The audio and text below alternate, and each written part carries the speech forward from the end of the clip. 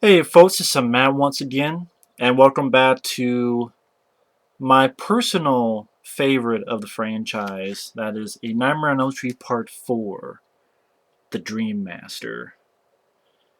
This is my personal favorite of the film. This is the film I watched the most when I was growing up. I've still really enjoyed the film to this day. This was directed by a young Renny Harlin. Not the first film, he had done films like Prison, which I really enjoy. I reviewed. Review for Prison still on this channel. Just go to my channel, type in prison, or type in prison Rambo Afterlife on the search up above.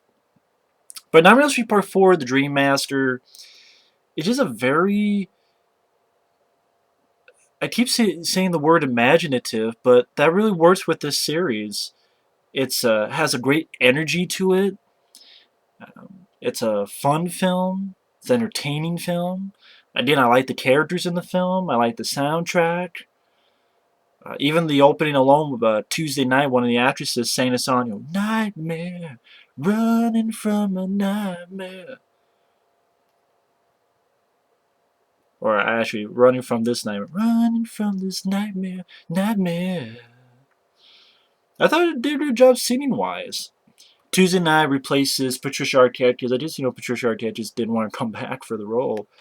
But I thought, Tuesday night, I thought did a capable job with the film. Even though I think some of the people who was in the previous film were not the biggest fans of her, or there's rumors that maybe her and Renny Harlin had a thing with each other, and maybe not. I don't know. I don't give a shit.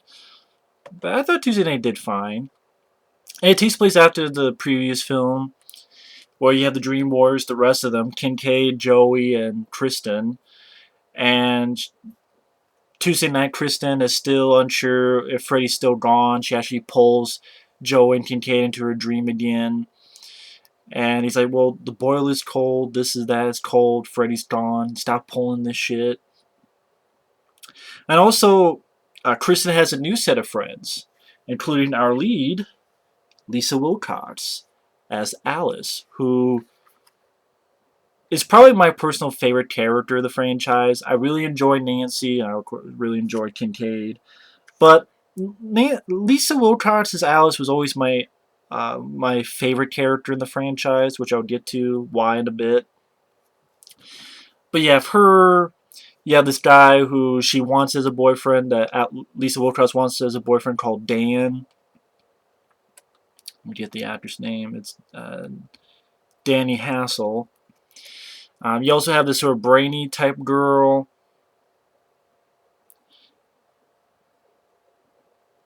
called Sheila. Actress's name is Toy Newkirk. And then you have this sort of tough girl who hates bugs, played by Brooke Deese. Debbie Stevens is the character's name. And then you have Andres Jones, who is Lisa Wilcox's brother, and is also the boyfriend of Kristen, Tuesday Night's character. Is a new set of characters, which I thought this cast did a really good job as well.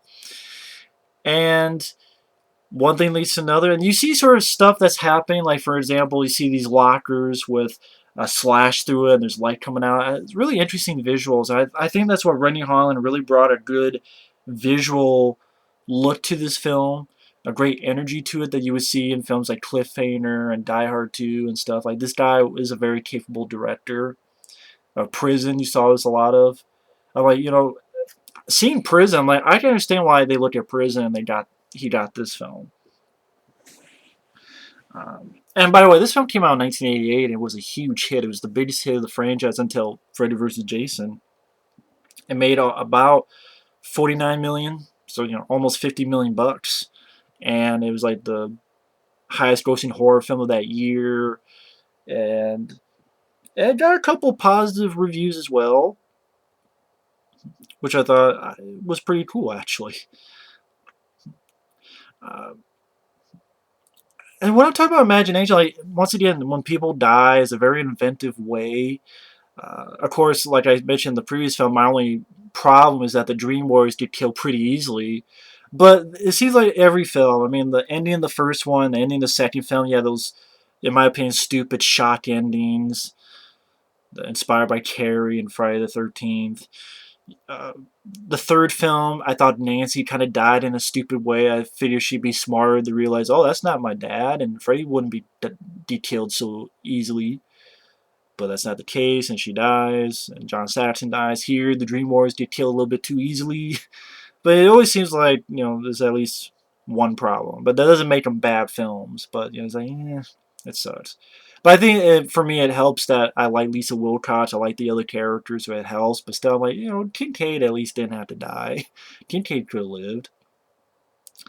But definitely inventive deaths. I mean, Kincaid, he has this dog. I think the dog's called Jason, which I thought was funny because Jason brings Freddy back to life. Which is weird because Freddy vs. Jason. Freddy brings Jason back to life. Maybe it's payback for Jason bringing back Freddy in Nightmare on Elm Street Part 4. So yeah, Jason brings Freddy to life. And then Freddy vs. Jason, Freddy brings Jason to life. So that was kind of interesting. And it's kind of like a weird thing. Like it pisses fire. It's just weird. And brings Freddy back. And it's again a really cool shot where the bones get together and the flesh starts bubbling and pooling over the bones. And it doesn't really explain how Freddy comes back. They just had to. But of course, they didn't explain how he came back in the third one either, and they didn't explain how he came back in the second film either. They never really explained why he comes back. So I don't know why. That's not really a complaint because they did that in all of them. But Robert Englund is definitely very good. I mean, I didn't mention this in the part 3, but he's very good in this film as well. He's definitely the star, because I think he even said Robert Englund in Nightmare on Elm Street Part 4. Like, he got top billing in this film. And, I like the lines of dialogue he has, like, you should have buried me. I'm not dead. And chases Kincaid through this junkyard, and you have cars by themselves going left, right, and center and blowing up, and Kincaid pushes a car over onto Freddy. He's like, take that, motherfucker! But then cars are going apeshit crazy. But Freddy obviously, unfortunately, gets him. But Kincaid says a few words, pretty much tell him to go fuck himself. And Freddy stabs him. Then you have Joey, who gets killed because, once again, titty girl. As opposed to a non-titty girl, I guess. But, naked chicks, gotta be his undoing. But it's a very inventive way where it's a girl in his waterbed, like inside his waterbed. And like how she appears, looks at him, then disappears. And he's like, what? And then Freddy comes up and drags him down and kills him. And then when the mom finds him, he's actually inside the waterbed. I thought that was kind of a very inventive, very clever, very interesting. And Kristen, she dies because uh, she knows that it's happened all over again. And Lisa Wilcox tells her, you can control your dreams, and she tries, and actually she dreams that she's on a beach, and you have sort of a reference to Jaws with the claws coming at her like a shark fin. And one thing leads to another, and you have that great line, how sweet, fresh meat. And that she's accidentally pulled Alice into there, and she apologizes, but then she gives Alice her power to be able to do that before she dies. She gets thrown into this boiler and burned to death. And do you know why I enjoy Lisa Wilcox as Alice? Is she's the one I can relate to the most. Because at school, at first she's a shy girl. She daydreams a lot. Very much of a daydreamer. And that's kind of how I was in school. I was very shy, very quiet, a daydreamer. So it was a lot like Alice. But then as the movie gets on and more people die, she gets sort of bits of their personality, and we could say their power as well. Like when the smart girl dies, she's able to construct stuff. When her brother dies, she knows how to do martial arts and doing stuff with the nunchucks. She smokes. She's like, wait a minute, I don't smoke. So I thought that was a really cool idea. The fact that she kept, as each person dies, she kept sort of having another power or another quirk of personality. I mean, Freddy says it himself, I got their souls, you've got their power. I thought it was a really interesting, cool sort of character arc. I just really like Lisa Wilcox as well as an actress. I mean, that's nothing to say bad against Heather Langenkamp. I really like Heather Langenkamp. I really like, Ken Stiles Kincaid. But Alice was the one I always identified with the most, and I really just enjoyed her. And I'm glad that she's like the only person who didn't get killed. Even her guy who becomes her boyfriend, Dan, dies in the next one. But at least Lisa Wilcox didn't die. It's like, okay, we're not going to kill her off, and she's off safe somewhere. She moved with her baby. She moved off to wherever. So I'm glad for that, at least. They didn't do that to her. It's like, wow, someone lived. But I thought the deaths are very imaginative. Robert Englund really did well in his performance as Freddy. Like in the school classroom, you have the brainy girl. Freddy goes, "You want to suck face?" And pretty much her whole body like deflates into nothing but just completely just skin barely on a pile of bones. And in reality, they say she died from asthma, which I thought that was kind of an interesting idea. Or her brother, Andrews Jones, Lisa Wilcox's brother, um, being in this elevator from hell, and being in this martial arts place. And I know a lot of people didn't like this scene, but I didn't mind it. I've never minded the scene where they have an invisible Freddy and ultimately stabs the shit out of him. And I like the effect here where Alice screams and all the windows blow. Pooh, pooh, pooh. This huge explosion of the windows. I thought it was really cool. I thought it was a really cool sequence. At least that bit of business. I mean, yeah, I guess, the guy getting killed, it wasn't much. It was just a glove that you see move a little bit. But I'm not sure what else they wanted in that scene. I don't know. I'm sure they probably said in the documentary. I forget if there was another scene that they thought they were going to do or what, but I know a lot of people weren't really happy with that scene or that death scene, but I don't know, it didn't bother me as much as others, I guess. But again, after that, now she knows how to do martial arts, and you have that song, Anything, Anything, Anything by Dramarama. I like some of the songs in the film. There's one by Sinead O'Connor, like I said, Dramarama, Anything, Anything song. You have the other girl who gets killed, the tough girl. She hates Bud, so of course she's lifting weights, and Freddy comes down with the weights and breaks her arms off. And then this is probably the most vicious death of the franchise, at least to me, is that she's running, she's got bugged arms, and then she falls face first in this deck, and her face peels off, and her skin peels off. She turns to a fucking bug. I think that was done by Screaming Mad George, that effect. I could be wrong, but I think that effect was done by Screaming Mad George. And really, really good special effect, practical, very well done. And then you see that Freddy's actually holding, sort of like a roach motel and squeezes it. It's like, you can check in, but you can't check out. And I thought that was also a really interesting idea how the idea of Alice and her, you say now boyfriend, being run in circles, which again, it's Freddy affecting reality. He can affect reality like he did in the first film with the ton phone when Nancy wasn't dreaming. So there are elements that he can affect reality. So don't give me, part 2, he was affecting reality. He did in all the other films. He did in even this scene. Where they're going in circles. They're not dreaming. They're going in circles and like, I'm driving. It's like, have we done this before? I mean, maybe you could assume that maybe they're dreaming. I mean, you're never quite sure. Maybe you could assume that. Actually, you know what? I take that back. I think they actually say that they're dreaming. I fucking forgot. So, never mind. I'm an idiot on that front. Or, God, I can't forget the actual... I can't believe I forgot the actual dialogue.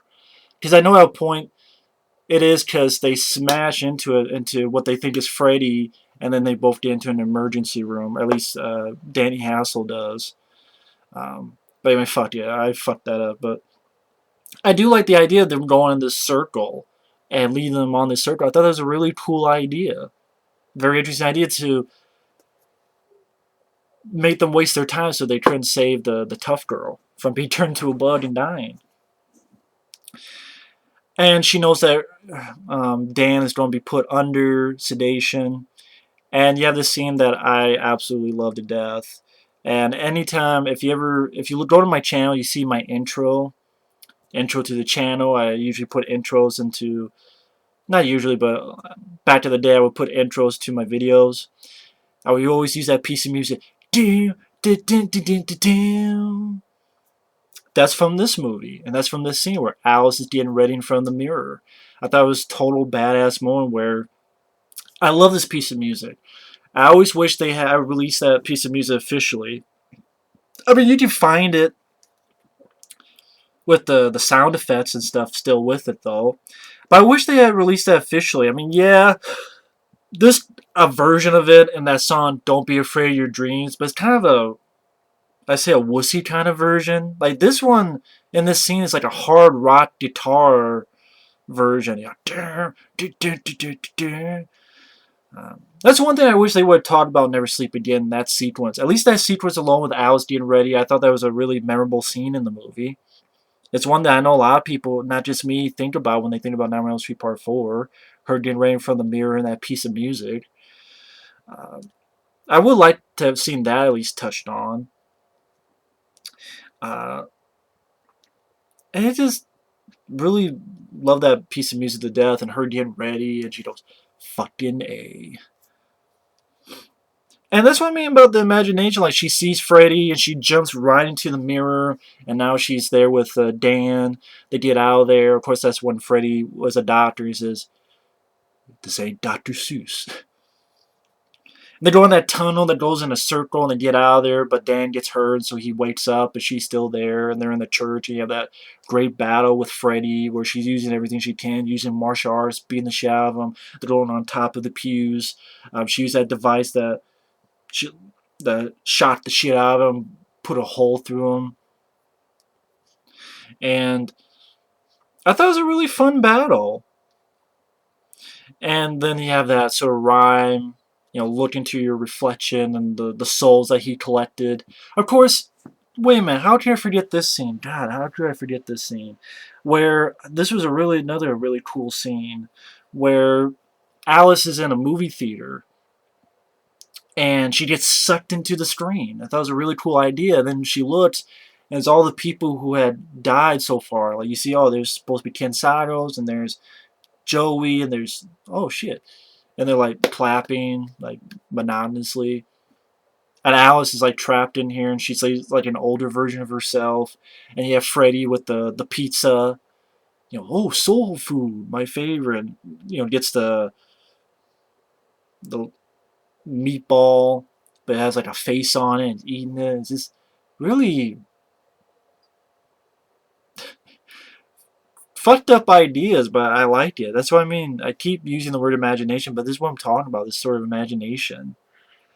And then at the end, all the souls grab. I thought it was definitely one of the best ways Freddy has died, with the souls just escaping from Freddy, pretty much tearing him apart. And I like the piece of music that's used on there. I thought Craig Stefan, who I think also did the score to Remo Williams, I thought he did a good job with the score as well. And he's able to fuck up Freddy, and she kicks the glove away and says, rest in hell. Able to walk out, and she's with Dan. And she sees like a reflection of Freddy, but it's one of those things that it's not true sequel bait, but just a little like, maybe. I love the film. I mean, I could go on for another hour, but I know it's about 20 minutes. It sucks that the Dream Warriors get killed a little bit too easily. But I thought the acting was well done. I really like Lisa Wilcox's character of Alice. I like that she became from this shy girl who's a daydreamer, much like I was. But as the film goes on, she's a lot more stronger, a lot more independent, a lot more ready to stand up for herself and fight back. I thought the special effects were well done, like the Freddy chest of souls and the girl being turned to a bug, and among other films. I thought Robert Englund did a fun job as Freddy once again. I mean, you could say this is the MTV Freddy, and maybe the film makes you think of an MTV or maybe the 80s version of MTV, which I was fine with. It has a certain energy to it, has a lot of fun moments to it. I really like the soundtrack, really like the score, really love that piece of music when Alice is getting ready in front of the mirror.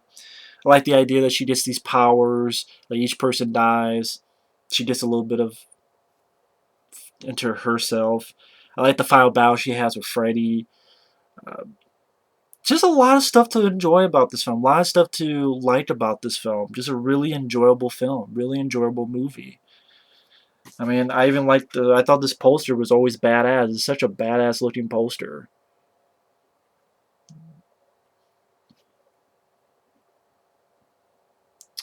So yeah, I mean, Nightmare on Elm Street Part 4, The Dream Master, I thought they did a really good job. And Renny Harlin really knocked it out of the park with this one.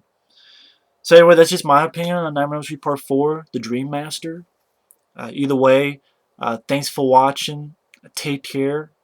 And stay tuned for more Nightmare on Elm Street reviews later.